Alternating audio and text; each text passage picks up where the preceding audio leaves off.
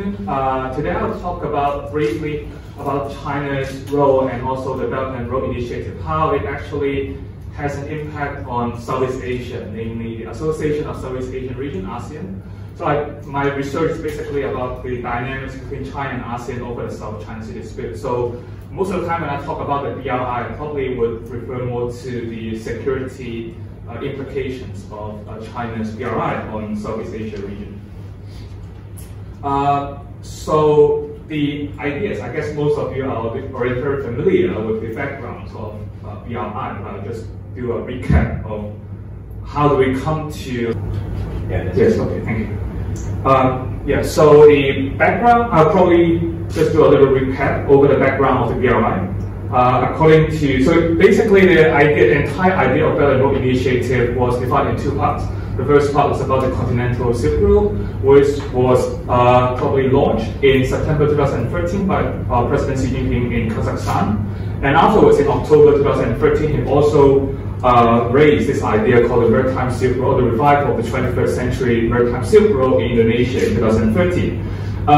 The basic underpinnings of the ideas was somehow trying to revive the historical narrative of the Maritime Silk Road Initiative, which basically, according to the Chinese president, they are trying to refer back to the ancient glory days of China. For example, how in the past China has reached to different parts of the world, for example, Southeast Asia through the Maritime Silk Road. So basically, when Xi Jinping reintroduced this idea or tried to reinvigorate this idea in 2013, he somehow referred back to the historical narrative, how China and Southeast Asia has historically been some kind of a community of destiny.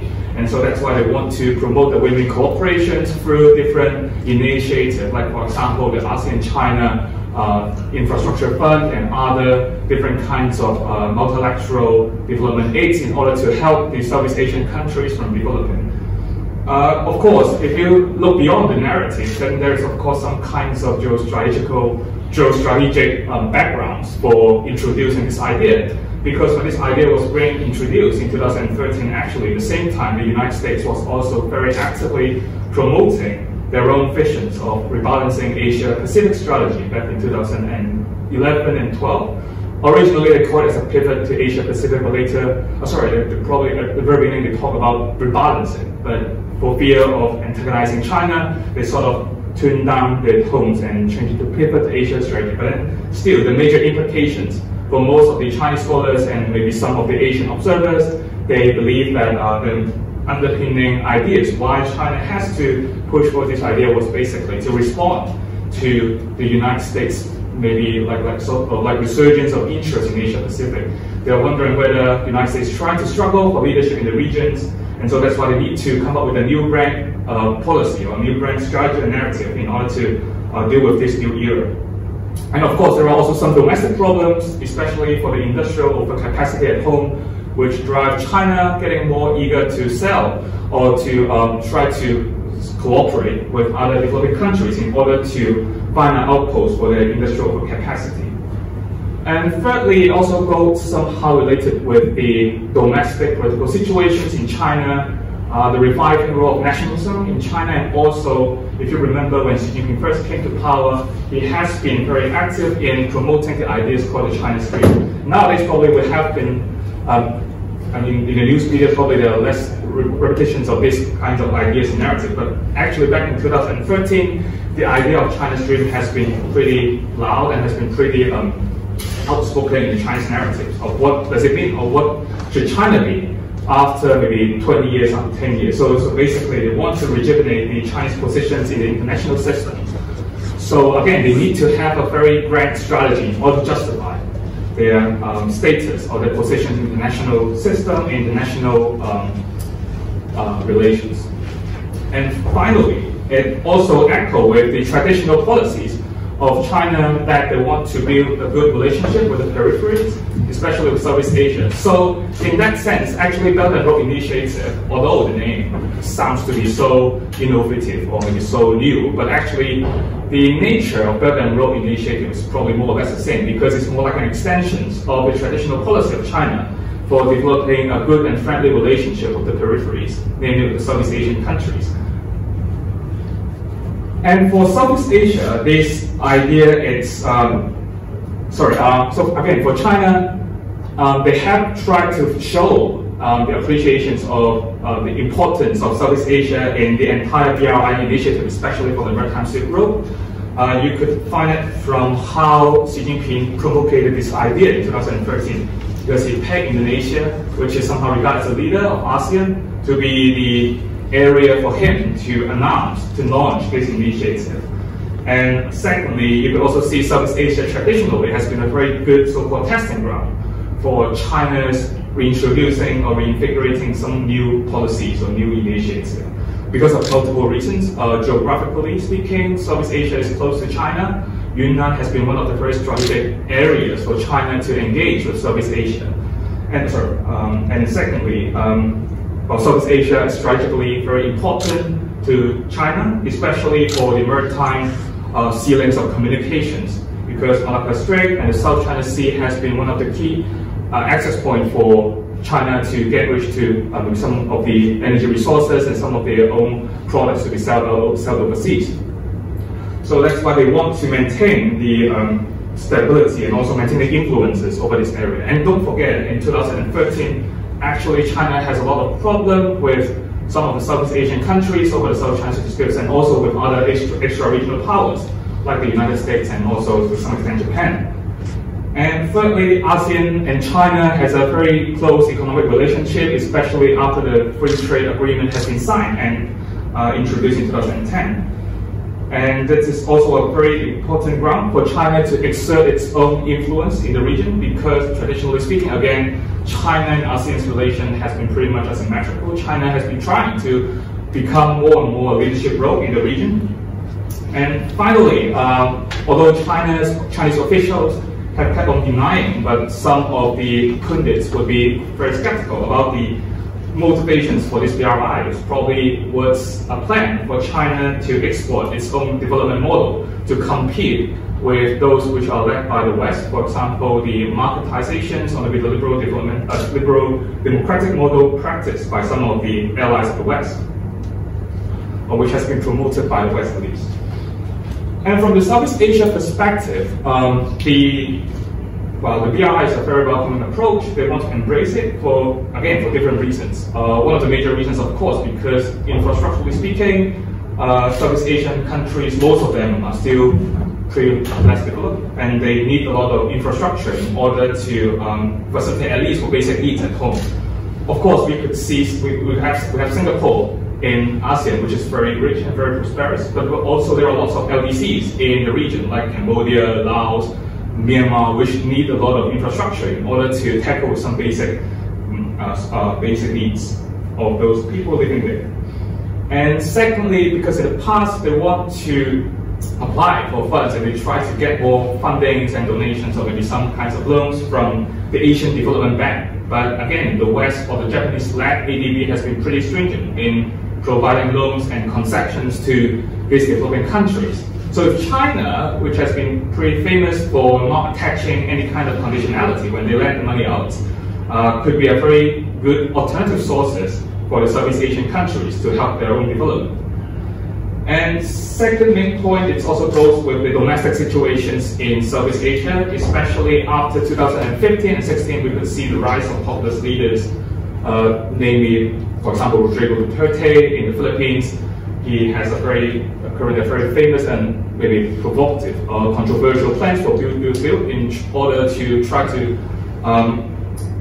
sort of boost the infrastructure development at home. And in order to achieve this plan, they need to find some cheap access and also find some handsome loans from other countries. And China could be a very reliable sources. And besides, they also have some kind of bad relationship with the Western countries.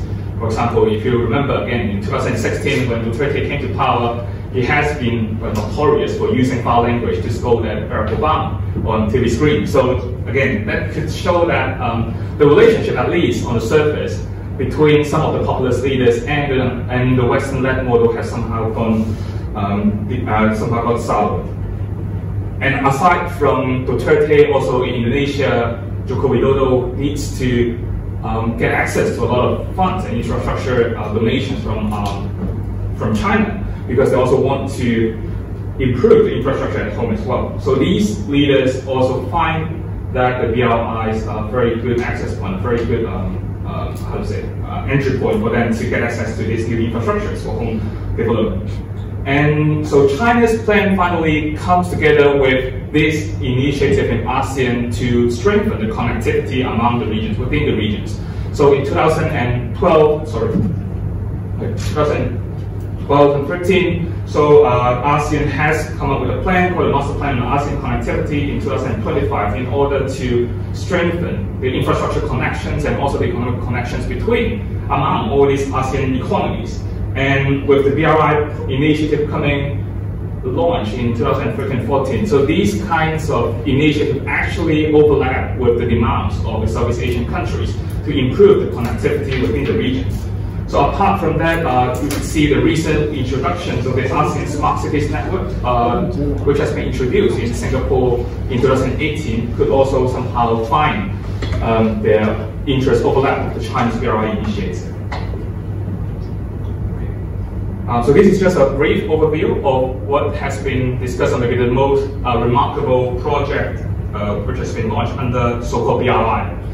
For example, the economic corridors between China, Bangladesh, India, Myanmar economic corridor, and then the Indo-China Peninsula economic corridor. So these economic corridors are like some of these significant projects which has been initiated, or maybe which has been, finding more momentum under the BRI. Because, as I just mentioned, BRI is more like a branding, because some of the projects which are being labeled as part of the BRI projects nowadays are actually being discussed and negotiated way before the BRI was being introduced. Some of them have been discussed some of them have even been mentioned and discussed back in the 50s, like the Trans-Asian Railway. So the BRI gives momentum for these countries to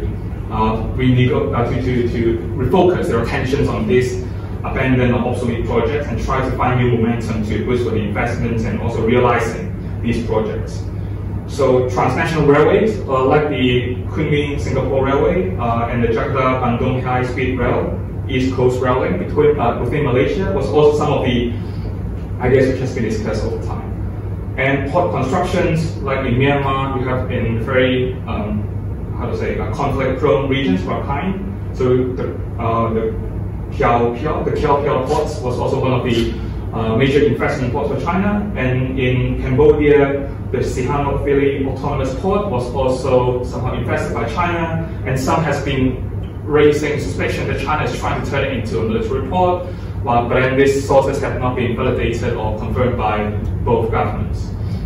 And also a lot of special economic zones which has been introduced in the area in the last few years. So these are the major initiatives which has been promoted under China's BRI.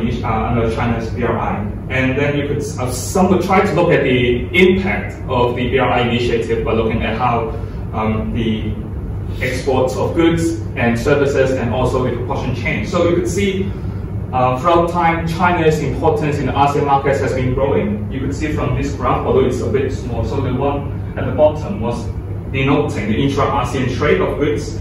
And then the one in light pink here, the second bottom one, would be denoting the China's importance to the ASEAN economies. So these data are actually extracted from the ASEAN statistics, so they're official.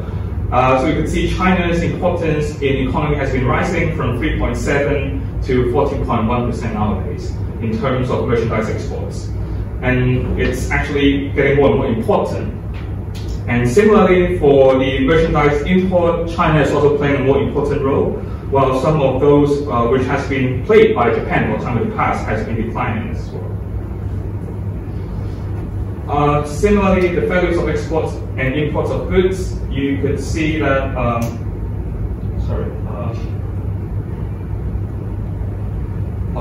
for this one. So this is the FDI. So you can see again, FDI has been somehow getting more and more important and more reliant on the foreign countries. But I would like to draw attention to the proportions, because while China and ASEAN has been getting more and more intimate in terms of trade relations, in terms of FDI, China is still lagging behind some of those major FDI sources. For example, like EU and Japan.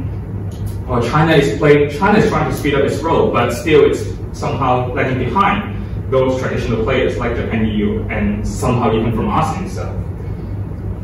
So these are the overviews of the BRI's initiative and the impacts on ASEAN. But I would like to raise to the point that although you could see the changes of China's importance to ASEAN's economies, but it doesn't necessarily mean that it was contributed by the BRI itself. Probably there are, the connections has been there, because after 2003 they have introduced FTA, and 2010 onwards this kind of economic cooperation has been ongoing. So it was questionable whether these significance has been attributed to China's BRI initiative, whether they were actually, the momentum has already been established way before the BRI was introduced. So I tried to summarize in two slides. So the future trajectories for the China-ASEAN relations. So for the bright side from ASEAN perspective, so you can see China is being more and more active in providing trade opportunities and also investment opportunities and aid opportunities for ASEAN economies. So it's competing with the Western-led model. So it will be good for ASEAN because you have more choices. Then you could have more bargaining leverage to negotiate with ADB, for example, with Japan or with US. Especially in today's world, when we observe that the relations between China and US are getting more and more deteriorated because of the ongoing trade war and because of this struggle for leadership in the region. So we could see US has been getting more and more active in trying to respond to the China's BRI. So for example, the US, although Donald Trump created the TPP, but still they try to introduce other initiatives to make sure that the market won't be lost. So that's why recently you could see the introductions of the Blue Dot Network and maybe the so-called Grandois plan for the free and open Indo-Pacific. So these are somehow could be seen as a response against China's BRI initiative.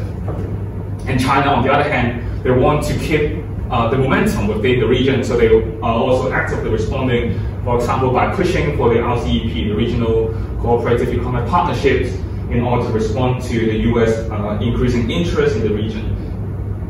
And last but not least, I would also like to draw attention to the role of Japan. Although in the media, Japan's role has somehow not been as high profile as China or United States, but actually they have been one of the most important sources for ASEAN economies to find aid, to find ODAs, and to find some development projects and assistance from Japan. So that's why Japan is also a very important role in the region of Asia Pacific.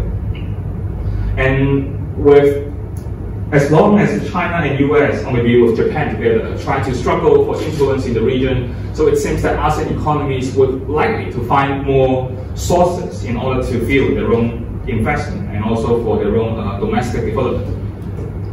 But they also spell the dark side for ASEAN as well, because China and US are intensifying the rivalries, and that would also likely to draw the Southeast Asian countries into the conflicts directly.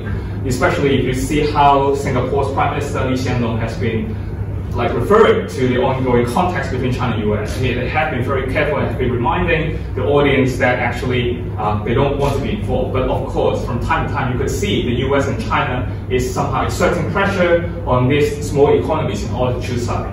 So that would be problematic if eventually they have to be forced to choose one side, which is probably the worst outcome on the nightmare for the ASEAN.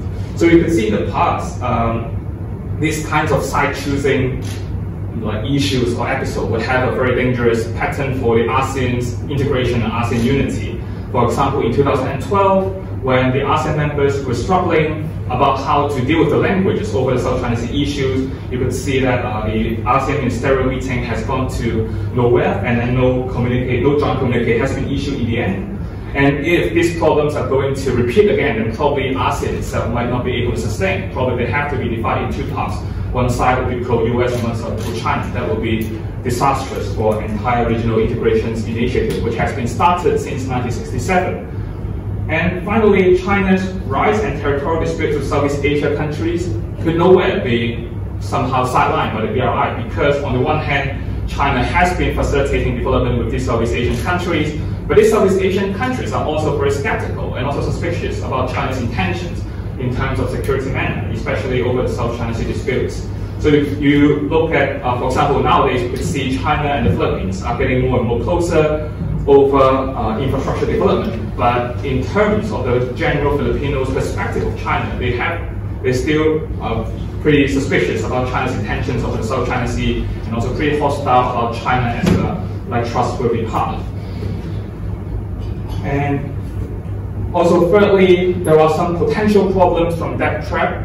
Again, back in 2018, when the Malaysia's current Prime Minister Mahathir Mohamad tried to contend for his parties in the general election. So you could see they have been referring to China's investment somehow as a threat to domestic development and also to the entire country. So apart from Malaysia, Indonesia as well in the recent presidential elections, kind of China threat and China problems, China issues has again been one of the election agenda in the campaign. So this could probably spell to some problems to some of the Southeast Asian countries, especially when those countries are facing severe ethnic divisions and ethnic cleavages, like in Malaysia and Indonesia. Ethnic problems from time to time could be a nightmare for domestic politics. So this could be problematic sometimes. So yes, this is the end of my presentation. I try to keep my presentation within time. 嚟自 Glocal 嘅我哋一直致力為公眾提供國際政治經濟學嘅研究文章，為華文嘅讀者提供相關嘅分析。喺各大嘅中文媒體、電台、電視都會揾到我哋嘅蹤跡。我哋好想透過呢一個 channel 幫到大家平時睇唔同資訊嘅時候，都能夠用國際視野去分析。